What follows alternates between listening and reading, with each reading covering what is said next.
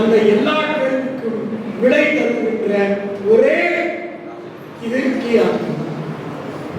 அப்ப ஃபினான்சியல் பர்ஃபார்மன்ஸா, working capital மேனேஜ்மெண்டா, ஃபினான்சியல் ஹெல்த்தா, கேபிட்டல் ஸ்ட்ரக்சரா, ஷேர் பிரைஸ் பிஹேவியரா, எந்த கம்பெனி, எந்த இண்டஸ்ட்ரி, எந்த பீரியட் ஆஃப் ஸ்டடி எல்லாம் நமக்கு தெரியும். மார்க்கெட்டிங் எடுத்தீங்கன்னா consumer behaviour, brand preference, brand loyalty, consumer satisfaction, என்ன பிராண்டு, என்ன ப்ராடக்ட், யார் மேனுஃபேக்சரர், இதெல்லாம்.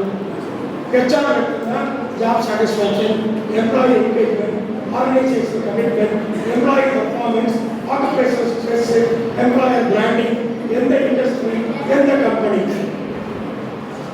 இதெல்லாம் நமக்கு தெரியும்.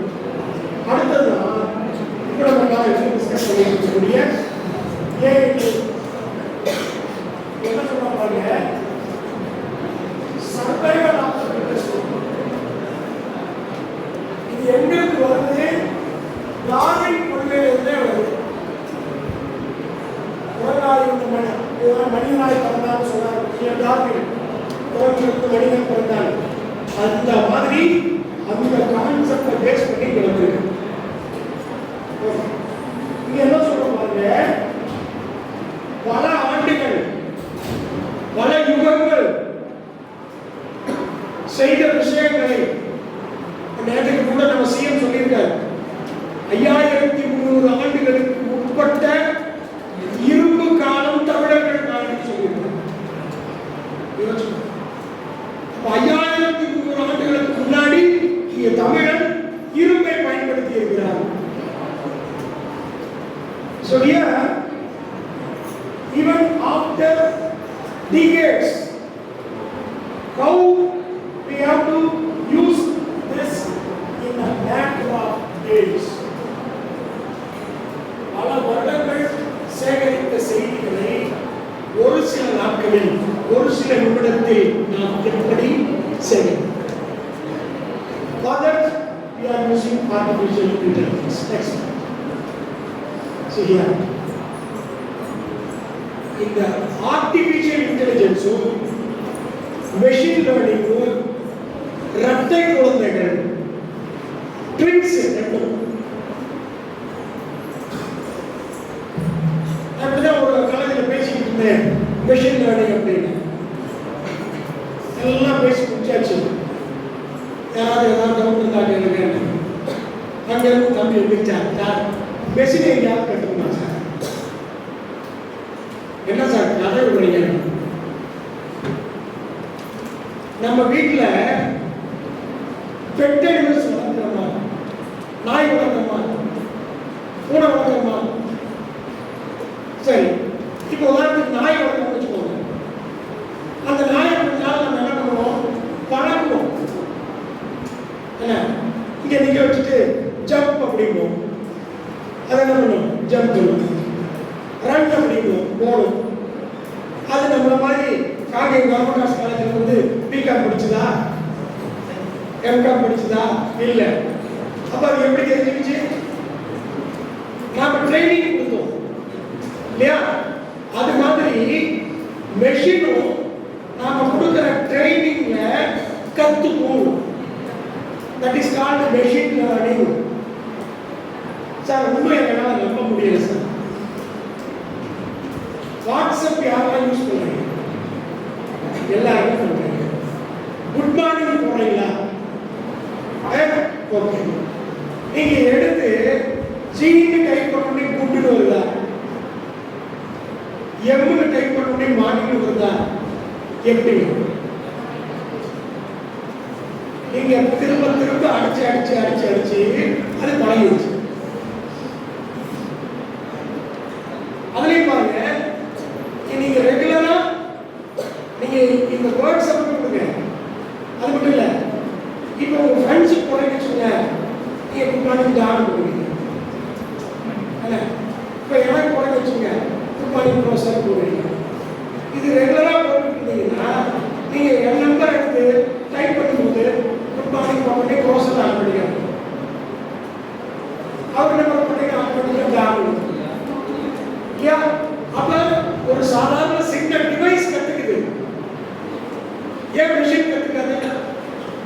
கொஸ்டின் கற்றுக்கணும்.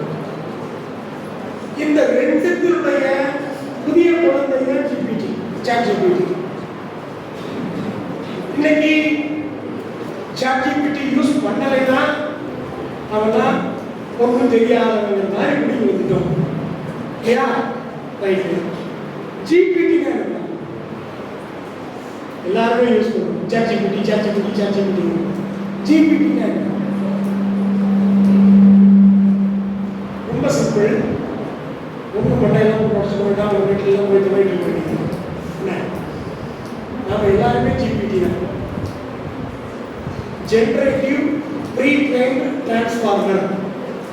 Generative pre trained transformer. ஜெனரேட்டிவ்னா கிரியேட் பண்ணுற எபிலிட்டி. ப்ரீ ட்ரெயின்டு நீங்கள் ட்ரைனிங் அட்டன் பண்ணுவோம், அப்போ ட்ரைனிங் ஆயிடும். இதை கொண்டு போய் என்ன பண்ணுறோம்? அப்ளை பண்ணுவோம். That is called transformer. So GPT, generative pre trained transformer. So with the help of these tools, research is made simple, simpler, simplest. Benefits of AI tool. இந்த காலேஜ் சொன்ன மாதிரி நீங்கள் கூகுளில் போனீங்கன்னா லட்சக்கணக்கில் காட்டும், கூகுள் ஸ்காலரில் போனீங்கன்னா ஆயிரக்கணக்கில் காட்டும். ஆனால் இது ஈஸி அனுப்பி ஃபில்டர் ஆப்ஷன் இருக்கு, எக்ஸ்டென்ஷன் ஆப்ஷன் இருக்கு. நமக்கு சைட்டேஷன் தெரிஞ்சுக்கலாம். சைட்டேஷன்னா என்ன அப்படின்னா, இப்போ நான் ஒரு பேப்பர் பப்ளிஷ் பண்ணியிருக்கேன் அப்படின்னா அந்த பேப்பரை நீங்க கோட் பண்ணீங்கன்னா அதுக்கு பேர் சைட்டேஷன்.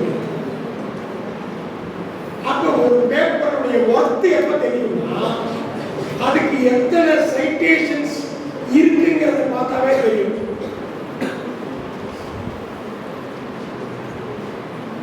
இப்போ நம்பர் ஆஃப் சைட்டேஷன்ஸ் எவ்வளவுங்கிறதும் AI நமக்கு தெரியும்.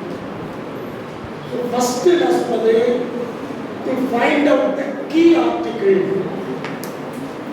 அதை கண்டுபிடிக்கிறது நமக்கு இத்தனை டூல்ஸ் இருக்கு. அதில் நம்பர் 1 வந்து பார்த்தீங்கன்னா பெஸ்ட் டூல் வந்து பார்த்தீங்கன்னா consensus.app. First tool consensus.app. wonderful tool. இது கனெக்ட் பண்ணி காட்டுறது தான் நமக்கு டிலே ஆச்சு. டெக்னாலஜி நான் காட்டுறேன். அடுத்தது பார்த்தீங்கன்னா இந்த செமண்டிக்ஸ் தான். அடுத்து ஏர்லைன் சைஸ் ஸ்பேஸ் பேரு இப்போ அந்த பேர் மாற்றிட்டாங்க. டைம்செட்.io. அதே எடிஷிப்.com இருக்கு, பேப்பர் டைஜஸ்ட்.com. இந்த 5 டூலும் எக்ஸலண்ட் டூல். அதில் குறிப்பா இந்த ஃபர்ஸ்ட் 3. ஏன் ஃபர்ஸ்ட் 3 சொல்றேன்னா இதெல்லாம் பெய்டு, இதெல்லாம் ஓப்பன் ஆக்சஸ். ஓப்பன் ஆக்சஸ்ல நம்ம எனி நம்பர் ஆஃப்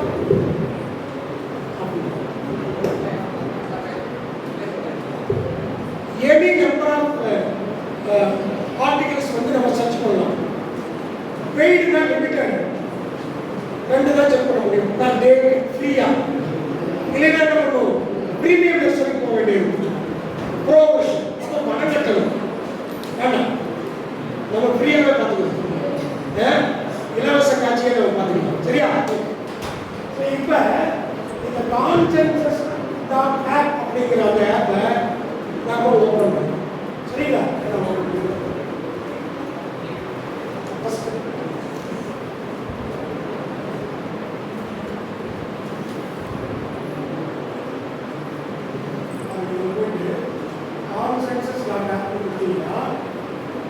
இந்த மாதிரி அப்படின்னு AI subject for research. Find and understand the best science faster. இதுதான் ஃபர்ஸ்ட் டூல். நான் சொன்னேன் ஃபர்ஸ்ட் டூல் இதுதான். இந்த டூல் எதுக்காக அப்படின்னா to find out the key article.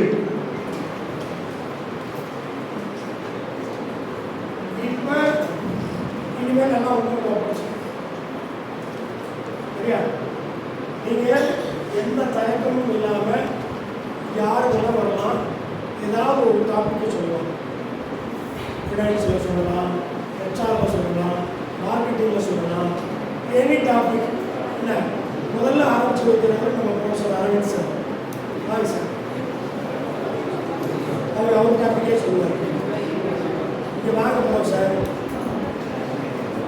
மக்களுக்கு காது என்ன சொல்லுவாங்க.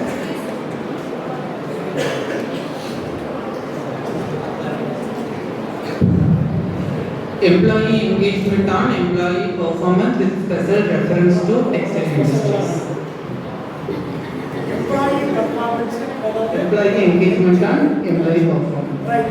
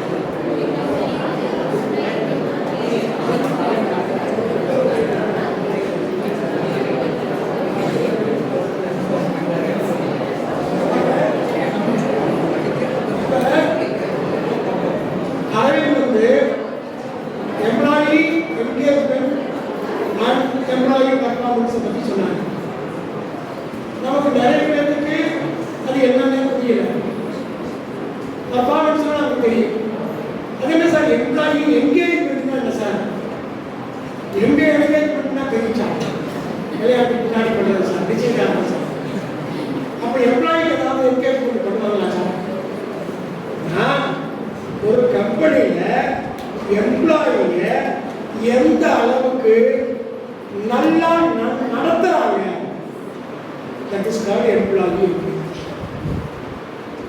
சில கம்பெனிகள் வந்து பார்த்தீங்கன்னா எம்ப்ளாயி உள்ள போனது மணி வந்து பார்த்து சில பக்கம் போகும்போது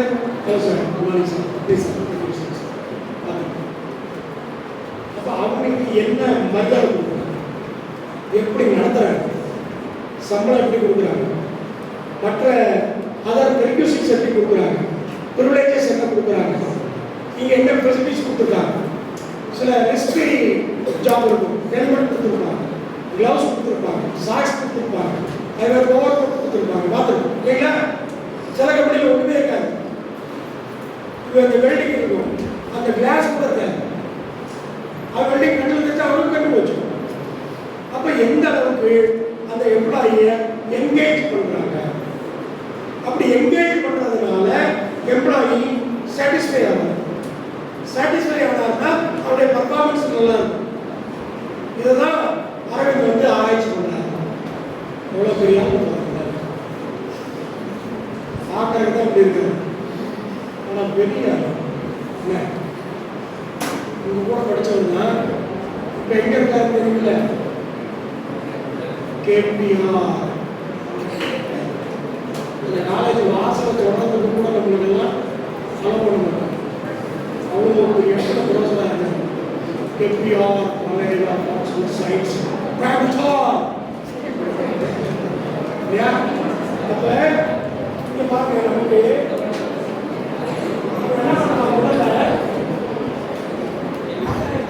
ஒரு மீனிங் கொடுக்குறாங்க. எம்ப்ளாயி தெரியல, இதுவே தெரியல.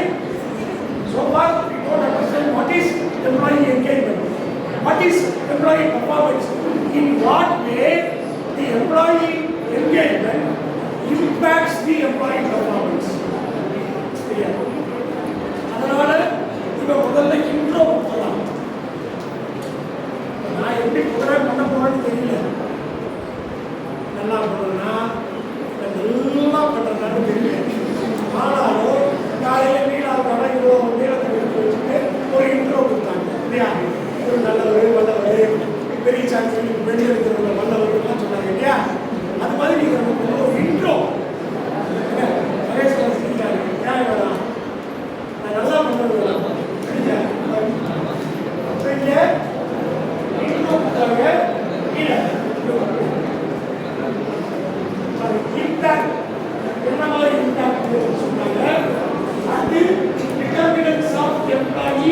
என்கேஜ்மெண்ட். இது எல்லாமே நான் சொன்னேன் இல்லையா, டு அண்டர்ஸ்டாண்ட் த கான்செப்ட். இப்போ எம்ப்ளாயி என்கேஜ்மெண்ட்டுக்கு இங்கே பாருங்க என்னென்ன சொல்கிறாங்க பாருங்க.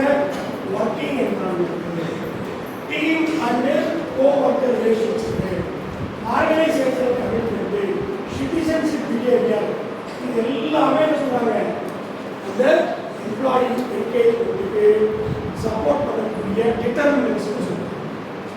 நெக்ஸ்ட் அதே மாதிரி மீடியேட்டிங் சொல்லியிருக்காங்க, சேலஞ்சஸ் எல்லாம் கொடுத்துருக்காங்க. இதெல்லாம் ஓகே. கீழே போயிடும். இது வந்து பார்த்தீங்கன்னா நான் என்ன சொன்னேன், கூகுளில் போனீங்கன்னா லட்சக்கணக்கில் காணும், கூகுள் ஸ்காலரில் போனீங்கன்னா ஆயிரக்கணக்கில் காணும். இது எத்தனை காமிக்கு பாருங்க. கீழே வாங்க. எத்தனை 8 தான், 8 9 10 தான்.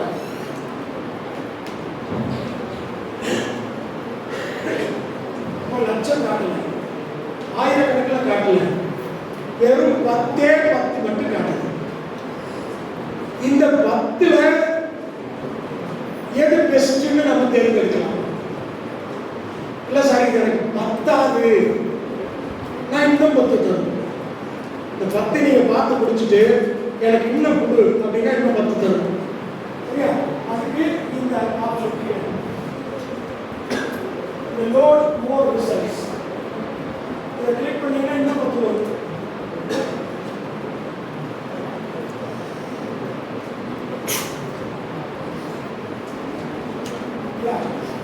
இந்த மாதிரி வரும். இப்போ மேலே வரும்.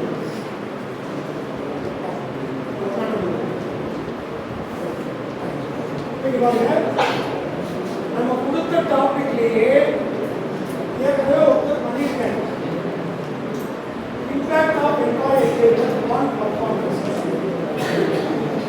இங்கே தெளிவாக சொல்லிட்டாங்க. இந்த பேப்பர் ஹைலி சைட்டட். இங்கே எத்தனை சைட்டேஷன்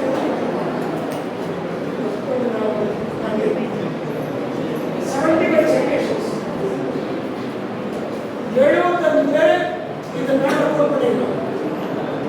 75 பேர். அப்ப ஹைலி சைட்டட்ன்றது சரிங்களா? இப்ப பாருங்க, இந்த மொத்த பேப்பரையும் 2 வரையில சொல்லிட்டாங்க. எப்படி திருவள்ளுவர் வந்து 2 வரையில சொன்னாங்க பார்த்தீங்களா, அது மாதிரி இந்த மொத்த பேப்பரை என்ன பண்ணிட்டான், 2 வரையில சுருக்கமா சொல்லிட்டான். என்ன? Employee engagement positively impacts. அப்ப எம்ப்ளாயி பர்ஃபார்மன்ஸ் வந்து எம்ப்ளாயி என்கேஜ்மெண்ட்னால இன்ஃப்ளூயன்ஸ் ஆகுது. இப்ப நீங்க 2 வேரியபிள் கண்டுபிடிச்சலாம். ஒன்று இண்டிபெண்டன்ட் வேரியபிள். இதுல எது இண்டிபெண்டன்ட் வேரியபிள் அப்படின்னா எம்ப்ளாயி என்கேஜ்மெண்ட். அதுதான் என்ன பண்ணுது, பர்ஃபார்மன்ஸை இம்பாக்ட் பண்ணுது. அப்போ பர்ஃபார்மன்ஸ் வந்து டிபெண்டன்ட் வேரியபிள். அதுக்குள்ள ஒரு ரிலேஷன்ஷிப் பாசிட்டிவ் அண்ட் சிக்னிஃபிகன்ட் தான். பாசிட்டிவா இம்பாக்ட் பண்ணுது.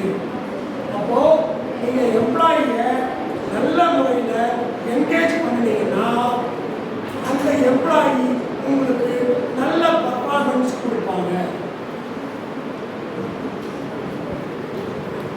நீ உள்ள வரும்போது எழுத அப்படின்னா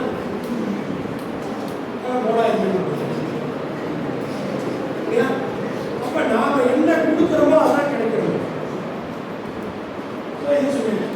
இப்ப நீங்க வச்சு கிளிக் பண்ணுங்க. கிளிக் பண்ணீங்கன்னா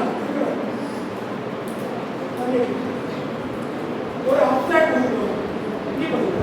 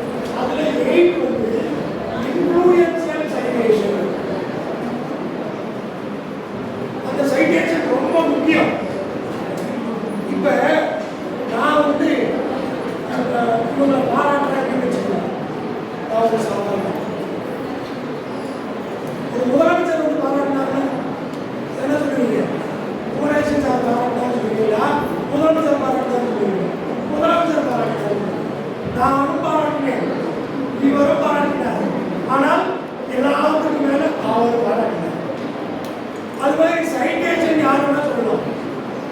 இன்ஃப்ளூயன்ஷியல் சைட்டேஷன் அந்த அளவுக்கு அந்த பேப்பர்ல இம்பாக்ட் பண்ணியிருக்கு. இப்போ இங்கே வந்து பார்த்தீங்கன்னா இங்கே வந்து ஃபுல் டெக்ஸ்ட் பார்த்துருக்கு, செவன் டெக்ஸ்டாக பார்த்துருக்கு.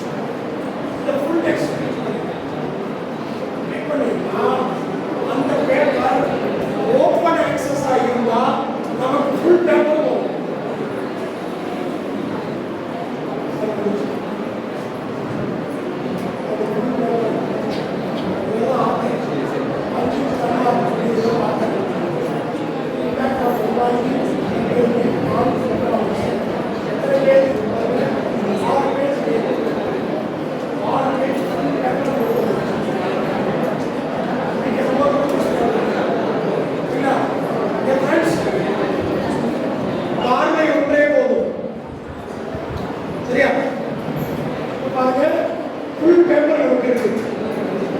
இந்த ஃபுல் பேப்பரை நம்ம கோர்ஸ் பண்ணோம்னா நமக்கு இட் டேக்ஸ் டைம்.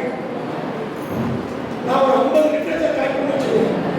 இது மாதிரி ஒவ்வொன்றும் 8 பக்கம் 10 பக்கம்னா 50 இன்ட்டு 8 400 பக்கம் நான் எக்ஸ்ட்ரா கொடுக்குறேன். அதுக்கு தான் நமக்கு அப்சாக்ட் கொடுக்குறோம். அந்த 2 வரிகளை கொடுக்குறோம், கீ டேக் அப்படின்னு சொல்லுவோம். அதை பார்த்தாவே நமக்கு தெரிஞ்சு போக முடியும். சரிங்களா? நெக்ஸ்ட் க்ளோஸ் பண்ணுங்க. நம்ம லிங்கை போடலாம்.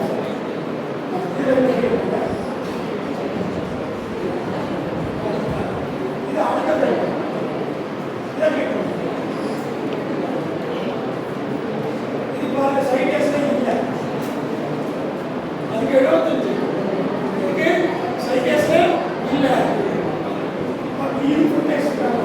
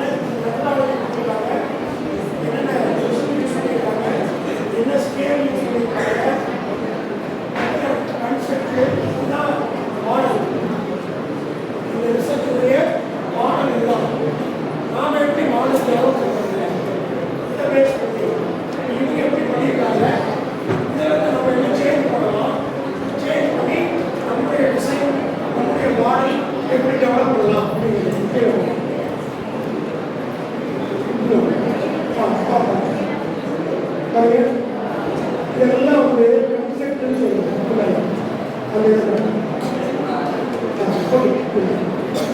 These are the different dimensions. இங்கே ஒவ்வொரு இருக்கு, அதுக்கு ஜாப் நாலேஜ் ஒன்று இருக்கு, quantity quality complaints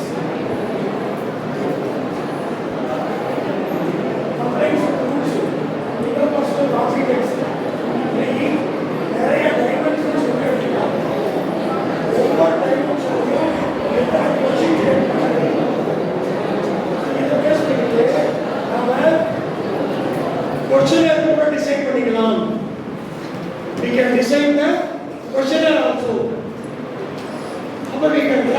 questionnaire using this kind of article. நீங்க சாதாரணமான ஒரு ஆர்டிகல் படிக்கிறதுக்கும் இந்த மாதிரி கீ ஆர்டிகல் படிக்கிறதுக்கும் வித்தியாசம் அதுதான். ஸோ இது பாருங்க அங்கங்க சைடில் கொடுத்துருக்காங்க பாருங்க, இதெல்லாம் ரெஃபரன்சஸ். எந்த ஆர்டிகல் இருந்து இவங்க இந்த கொஸ்டின் எடுத்தாங்கிறது ரெஃபரன்ஸ். நீங்க சும்மா உண்டாகுதுனால ஒரு 10 கொஸ்டின் போட்டு 20 கொஸ்டினை போட்டு ஏதாவது ஒரு டேட்டா கிடைச்சி 4 பேர் நீங்க டிக் அடிச்சு அனாலிசிஸ் போட்டு போட முடியும். குவாலிட்டி ரிசர்ச் அப்படின்னா நாம இந்த மாதிரி தான் பண்ணுறோம். கீழே போங்க. இது வந்து காரலேஷன் அடுத்தது நிறைய செம்மாடல். இந்த செம்மாடல் எப்படி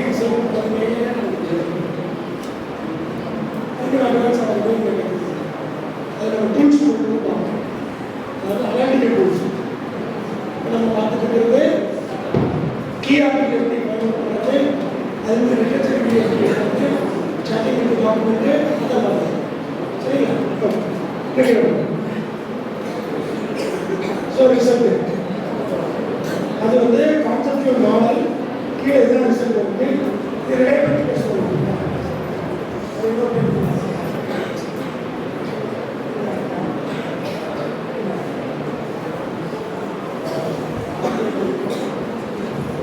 என்னென்ன கான்செப்ட் யூஸ் பண்ணணும் அது எல்லாத்துக்குமே கிராம சாப்பா கண்டுபிடிக்கணும். அப்போதான் நம்ம கொஸ்டினை கரெக்டா இல்லையா அப்படின்னு செக் பண்றதுக்கு பேரு ரிலையபிலிட்டி டெஸ்ட் பேரு. அந்த ரிலையபிலிட்டிக்கு இந்த மாதிரி நம்ம கிராம சாப்பா கண்டுபிடிக்கணும். கிராம சாப்பா வந்து greater than 0.7 இருக்கணும். greater than 0.7 இருக்கணும். இதில் பாருங்க எல்லாத்துக்குமே இருக்கு.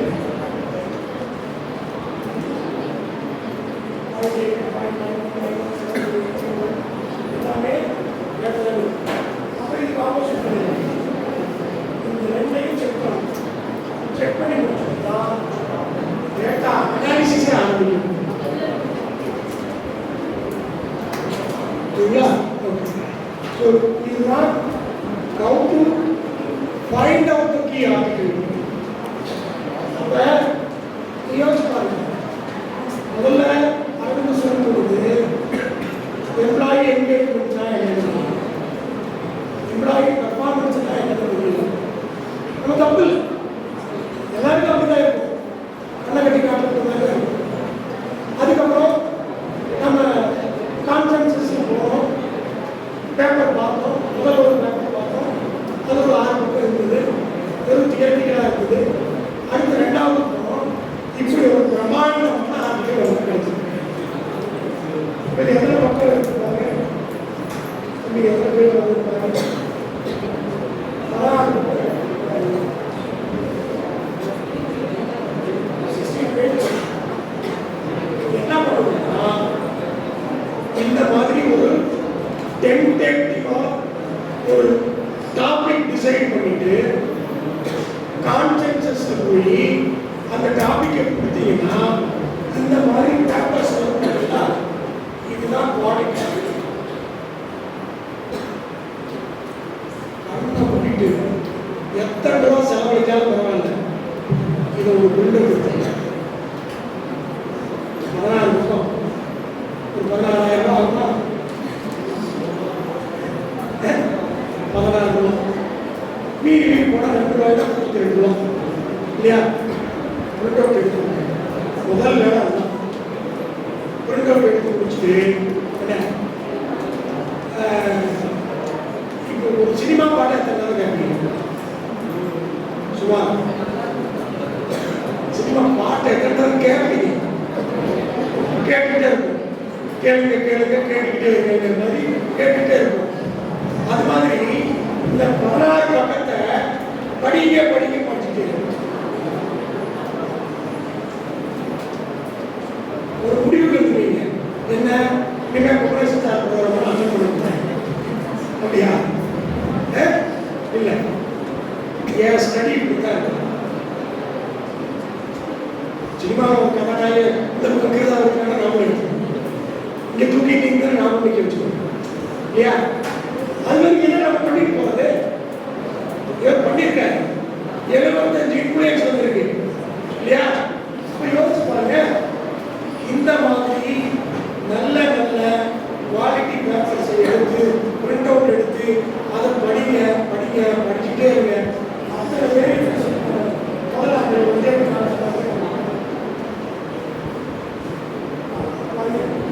இப்போ இவங்க என்ன பண்ணியிருக்காரு பாருங்க, அந்த எஃப்ஆர்ட்டுங்கிற ஒரு டைமென்ஷன் இருக்கு, 5 கொஸ்டின் கேட்டுருக்கேன். இந்த 5 கொஸ்டின் பாருங்க 3 ரெஃபரன்ஸ் கொடுத்துருக்காங்க. 3 பேப்பர்ல இந்த மாதிரி சர்ச் பண்ணி அதுலேருந்து இந்த 5 கொஸ்டின் எடுத்துருக்கோம்.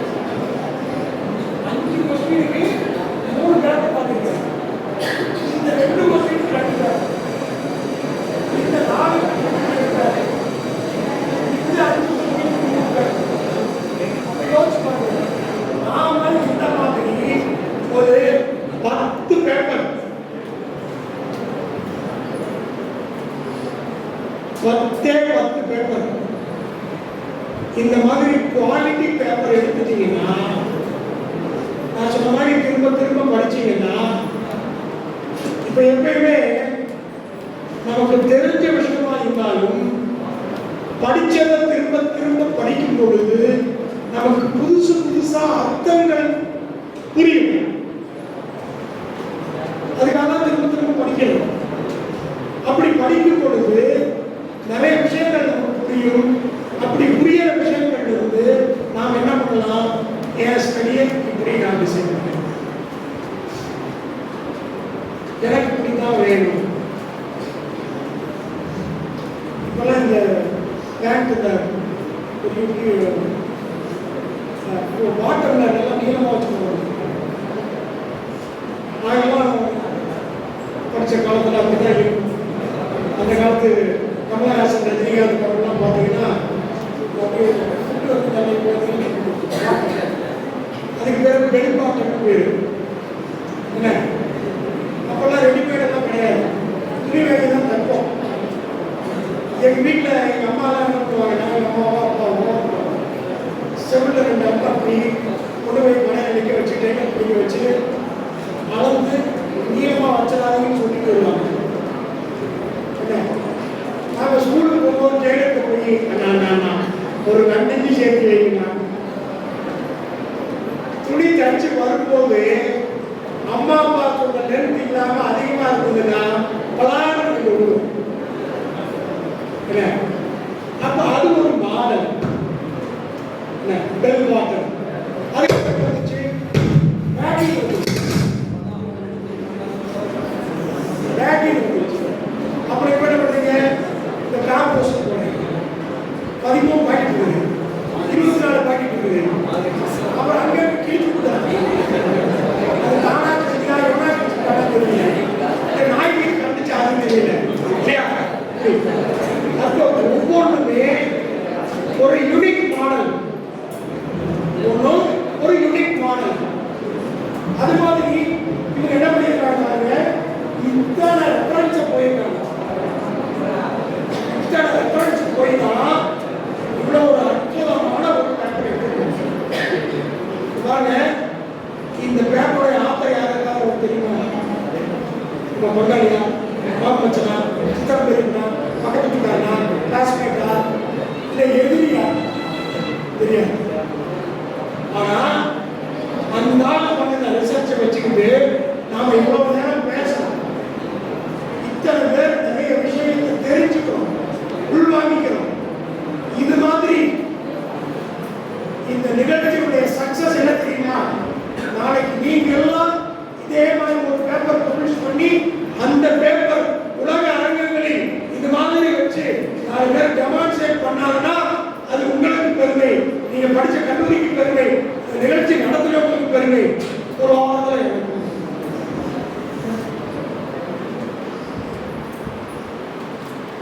இதுல என் பங்களிப்பும் இருக்கிறது என் மனசுக்கு பிரார்த்தனை இல்லையா? அந்த மாதிரி நண்பர்களே, செய்து ரிசர்ச்சை சாதாரணமாக எடுத்துக்காது. காலேஜ் சாதாரணமாக படிப்பு சாதாரணமாக எழுது, சாதாரணமாக பட்சி எழுது, சாதாரணமாக பாஸ் பண்ணுறது அது மாபெரும். ஆனால் ரிசர்ச்சை பொறுத்த வரைக்கும் சாதாரணமாக எடுத்துக்காது. வாழ்க்கையில் நீங்கள் முன்னேறணும், என்ன 4 பேர் பாராட்டணும், நாம் இந்த உலகில் வித்தியாசமானவராக அறியப்பட வேண்டும். ஏன்னா எப்பவுமே you should create your identity அப்படின்னா. இப்போ நான் ரோட்டில் போட வச்சுங்களேன், 4 பேர் பார்த்துட்டு ஒரு போகுங்க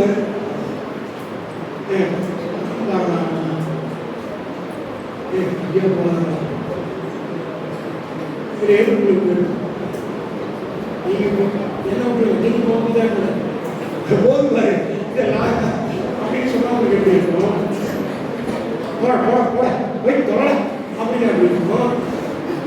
ஐயா போட அப்படின்னு அப்படி இல்லையா? அப்படி என்றால் அந்த ஐடென்டிட்டி சார் போறார், சார் வரார், சார் இடத்துல இருக்கிறார் அப்படின்னா என்ன ஐடென்டிட்டி? அந்த மாதிரி உங்களுக்கு ஐடென்டிட்டி வேணும்னா நீங்க படித்த படிப்பில் மட்டும் வராது. நீங்க நீங்க வாங்கிட்டீங்க, எத்தனை பேருக்கு தெரியும் நீங்க வாங்கிட்டீங்க? 90 பேருக்கு தெரியுமா? ஒரு 500 பேருக்கு தெரியுமா? அவ்வளவுதான் தெரியும். இப்படி ஒரு பேப்பர் பப்ளிஷ் பண்ணிட்டீங்கன்னா வேர்ல்டு ஃபேமஸ் ஆகிட்டீங்க. World famous. இப்ப இருந்தாலும் எந்த நாட்டுக்காரன் தெரியுமா? எந்த ஊர்க்காரன் தெரியுமா? ஒண்ணு தெரியாது. அவன் வேற நம்ம பார்க்கல, ஆனா அவன் கண்டென்ட் வச்சு நம்ம பேசிக்கிறோம். அது மாதிரி உங்க கண்டென்ட், ரீல்ஸுக்கு கண்டென்ட் கொள்வீங்கல்ல, யூடியூப்க்கு கண்டென்ட் கொள்வீங்கல்ல, why not for human research?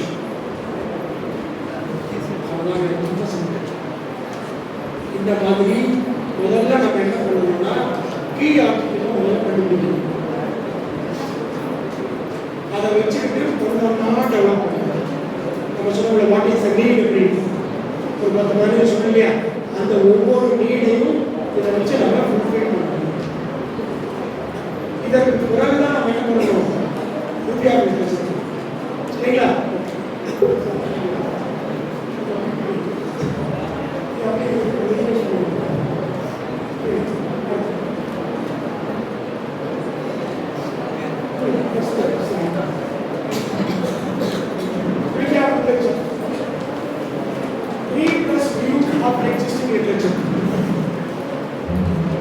Literature இருக்கு. இந்த காலத்துல சொன்ன மாதிரி அதை எப்படி பார்க்கலாம், எப்படி பார்க்கலாம், எப்படி பார்க்கலாம்.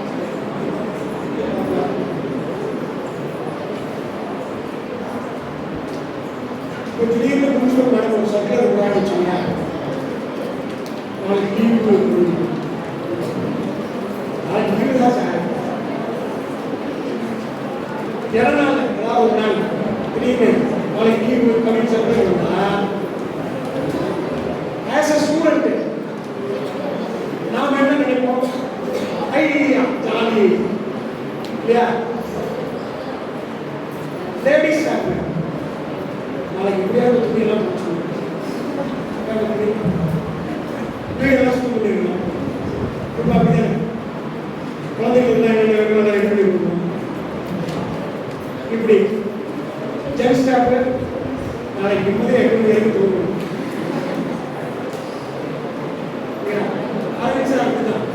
ஒரு நாளைக்கு கிட்ட 9 பேருக்கு நீ என்னதான் போன் பண்ணாலும் போனே வெளிச்சு சில நாள் அவர் எழுதி விடு. ஒரு 11 மணிக்கு எழுந்திரிச்சு பார்க்க போன் பண்ணிக்கிறாங்க. அவங்க போய் எங்கேயாவது கூத்துட்டு போன் பண்ணுவாங்க. நான் கூப்பிட்டீங்களா என் போன் வெடிச்சிருச்சு, ஒரு 10,000 சீப்பை கொண்டு கொடுக்குறேன். அப்ப பாருங்க, விஷயம் ஒண்ணுதான். ஸ்டூடெண்ட்ஸ் எப்படி பார்க்குறாங்க, லேடிஸ் எப்படி பார்க்குறாங்க,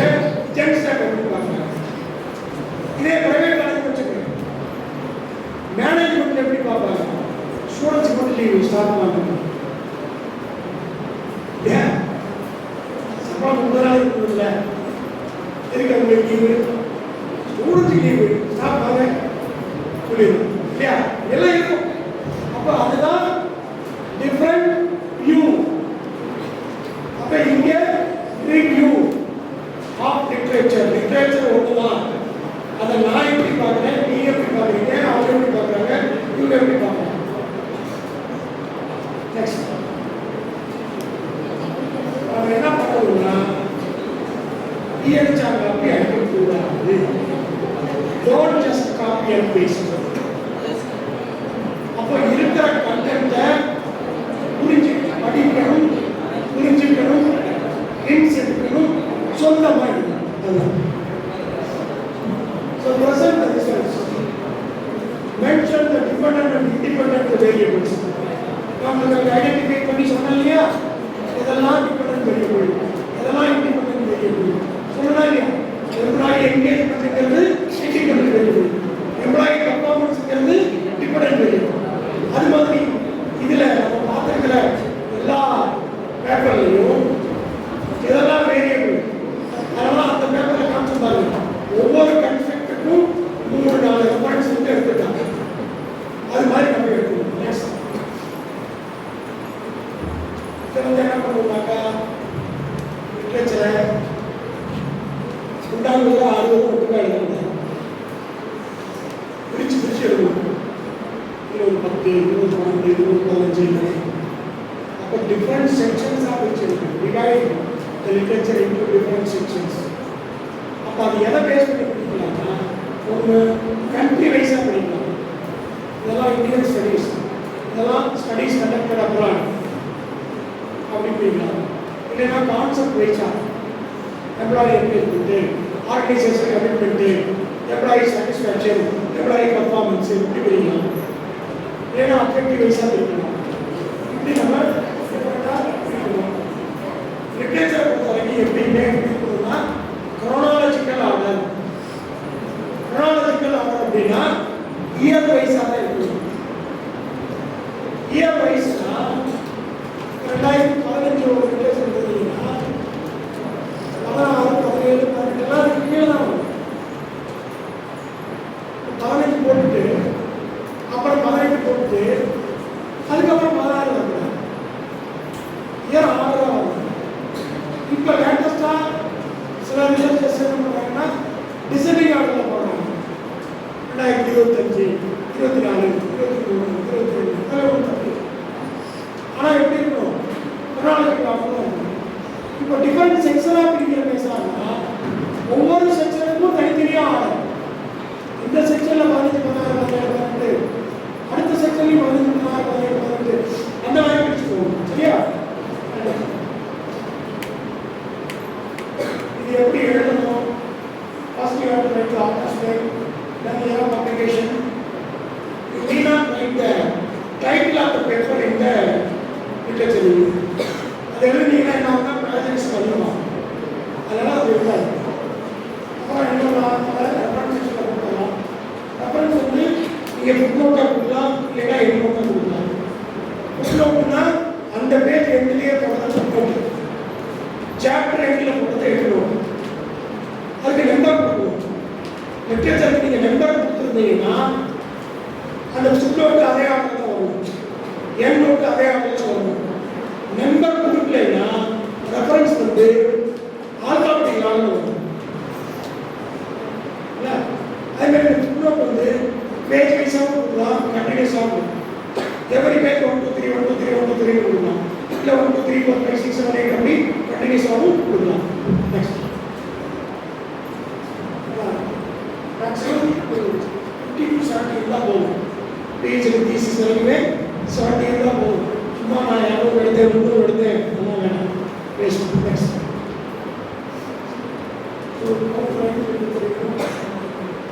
write more literature by compressing the literature into few lines, few words.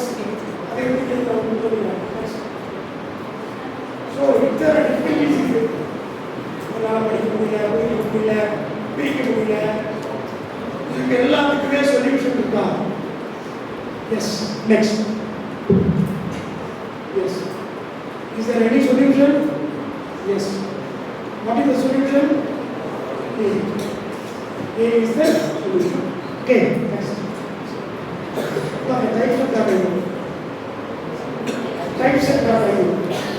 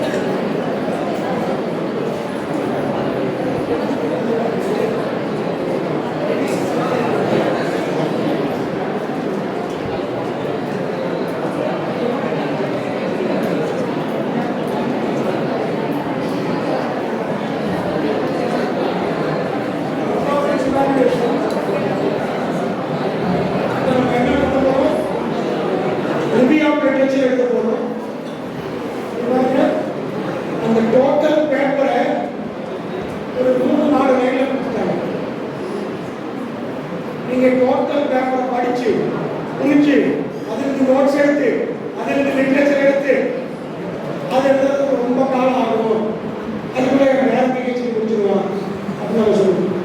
அதுக்கு பதிலாக இந்த 4 லைனை படிங்க, 4 லைனை புரிஞ்சுக்கோங்க, க்ளோஸ் பண்ணி வச்சுட்டு நீங்க சொந்தமாக எழுதுங்க. தயவு செய்து அழைத்து சாப்பிட்டு நீங்க சொந்தமா எழுதுங்க. சரியா?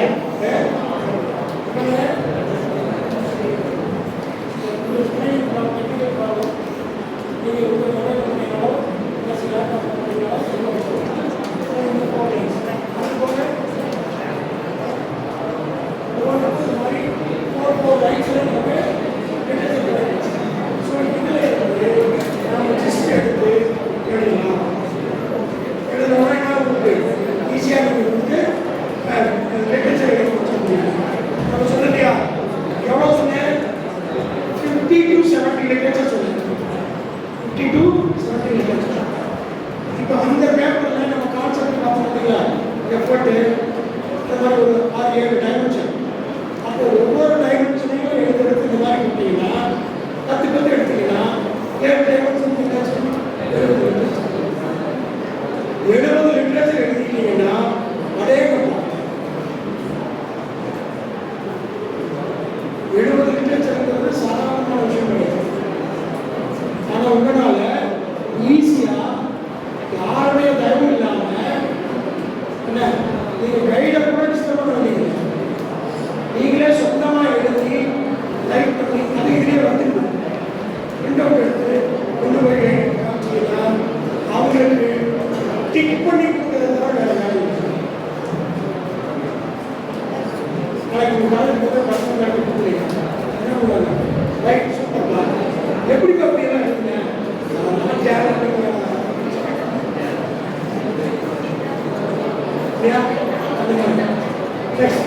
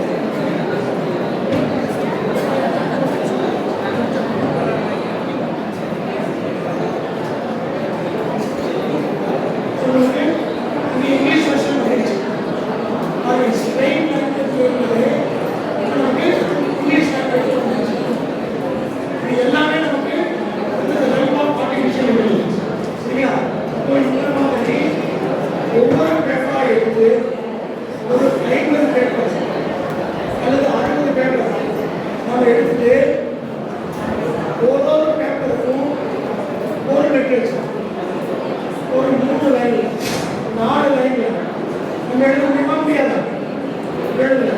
எழுதுனீங்கன்னா கிட்டத்தட்ட ஒரு 70 லிட்ரேச்சர் கண்ணை பிடிக்கிட்டு வந்துடும். லிட்ரேச்சர் முடிச்சுட்டீங்கன்னாலே ரிசர்ச்சு பெரும் பகுதி பிடிச்ச மாதிரி இருக்கும். ஏன்னா நமக்கு மெயின் பார்ட்டே இருக்கும். நம்ம என்னன்னே தெரியாம உட்காந்துருக்கோம். நம்ம லிட்ரேச்சர் தெரிஞ்சுக்கிறோம்னாலே நம்ம ஆட்டோமேட்டிக்காக நம்ம ப்ராசஸ் ஸ்மூத்தாக போயிட்டே இருக்கும். நான் ஸ்டாப்பாக ஸ்பீட் பிரேக் இல்லாமல் ஹைவேஸ் சரிங்களா?